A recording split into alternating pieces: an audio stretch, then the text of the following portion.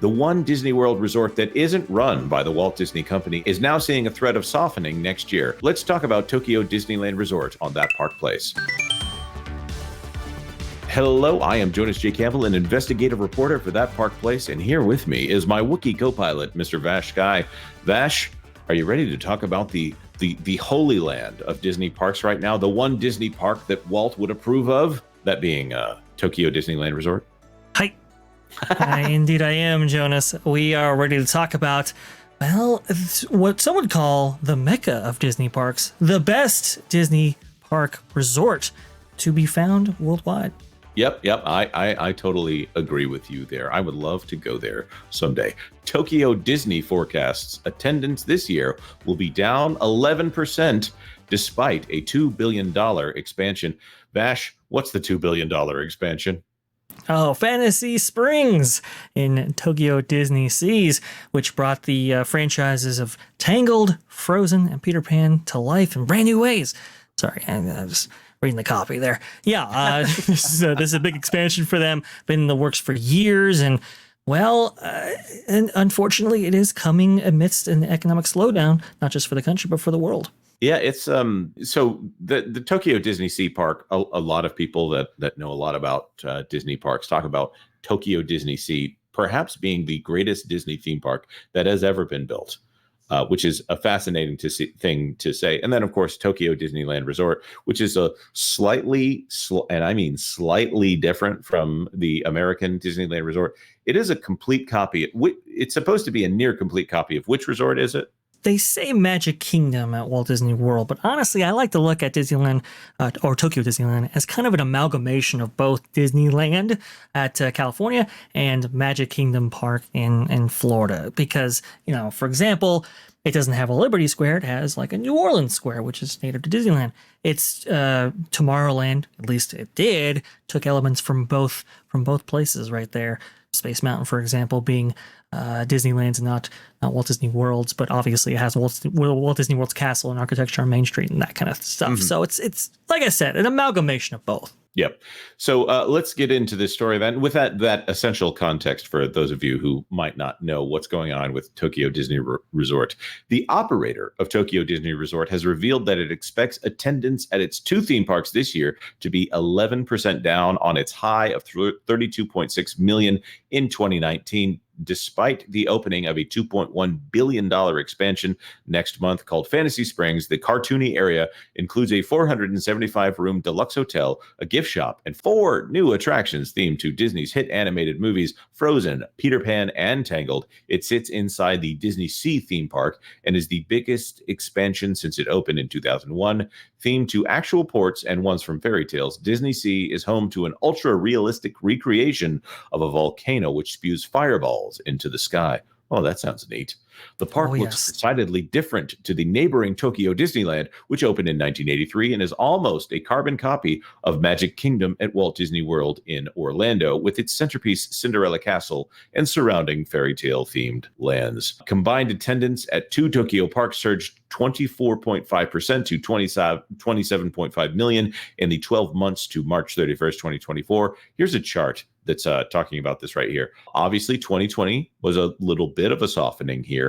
And then 2021, something happened here, which do we need to talk about this in the video? Maybe. Well, I think the only thing we need to bring up about this is that, remember, back during this time period, Tokyo was, I think they were either limiting themselves or being limited to 5,000 guests a day at each of their respective parks. Mm-hmm. That is tremendously low because obviously Tokyo Disneyland was the most attended theme park in the world for years and years and years and years. I think getting like 18 million visitors a year.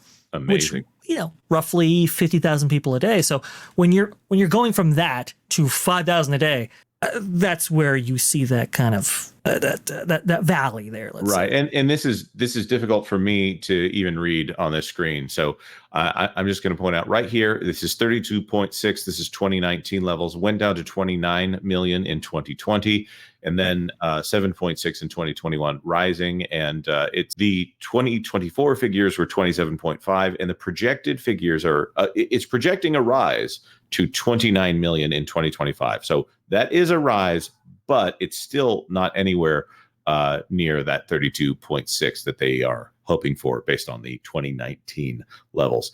It matches 2020 though, so that is something. It does. And that's good. But I think the more worrisome number, and I always talk about this, Jonas, when it comes to attendance and so forth, is really the spending. And even the spending in the article there is a little bit softer than I think Oriental Land Company executives may have liked.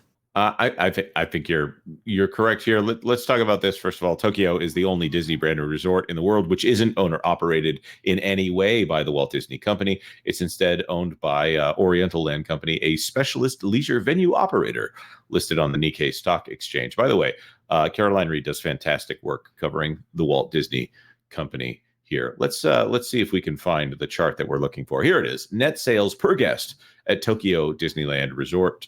This is the results for year ending March 2024 and forecast for 2025. Right here, tickets, receipts, attractions, and shows, $52.67 on average in 2024. And they're looking at just a rise of about, looks like $5.30 or so in 2025, a drop of about $1.10. And this is USD as opposed to yen. And then, of course, food and beverage rising by $1.15 here per guest. These are not fantastic figures considering the cost of the expansion. I don't know that they're going to get their money back. That hotel, that gigantic hotel that they have over there, a 475 room hotel, the last time I checked, you would think that would cause an increase in guest spending, a projected increase at least. Most companies are willing to pad those numbers at least a little bit to try to say, yes, we think it's going to be good. But they're saying, no, this is going to go down a little bit. Vash, what are your thoughts on this? Well, think about if they didn't make that investment, though. It could have gone down a lot more than this probably without those investments. And that's why the Oriental Land Company executives have been very, very choosy on what they actually put into their parks. They're not like Disney where it's like, well, Moana's hot right now, so let's go ahead and put Journey in Water. Oh, no. They're like, okay, if we're going to spend out the money, people are going to be able to see it, first of all. And secondly, it will lead to increases in attendance and in spending.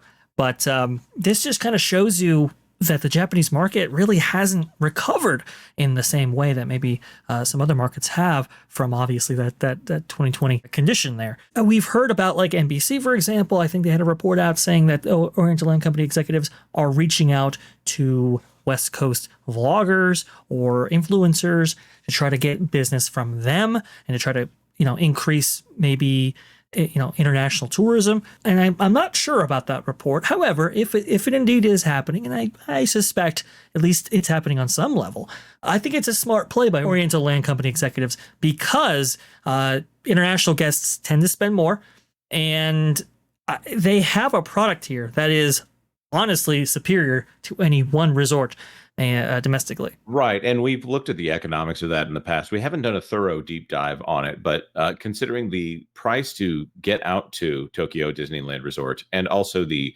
you might have noticed $50 to $60. That's how much it costs per ticket to get into the resort, as opposed to the $180 to $250 that you might pay for tickets to any Disney park in the United States. And it sounds like it's a better theme park experience. You might have to behave yourself a little bit more. And if any of my boisterous American friends might be thinking about going over there, do behave yourself if you decide to take a trip to Tokyo and partake in the local. It's funny because it's an American park in Tokyo, so I don't want to say it's Americanized because it's a Japanese company that's done it here. But this is a fascinating idea to me. The idea of Americans who love Disney so much that one, they might refuse to spend money at a Walt Disney World resort that's actually owned by the Walt Disney Company, but love Walt so much that they would be willing to fly all the way to Japan to go see Splash Mountain before the Walt Disney Company has its way and forces OLC to close their version of it over there. Vash, is there anything else that we need to cover here before we wrap this up? The only other thing I'd like to cover is the change in leadership that has just occurred within the Oriental Land Company executive ranks.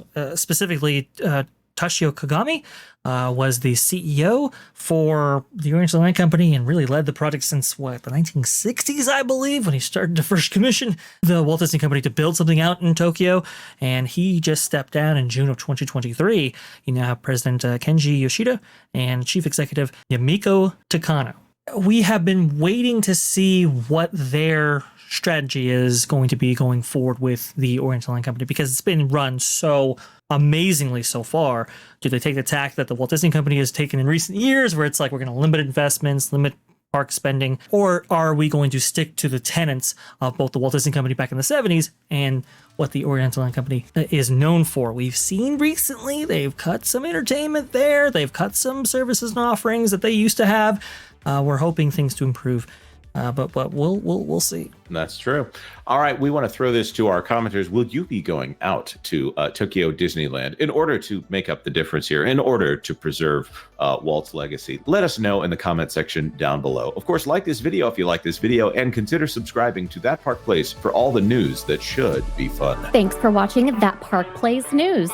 For more information, consider checking out www.thatparkplace.com. And don't forget to subscribe, share, like, and send this out on your favorite social media accounts.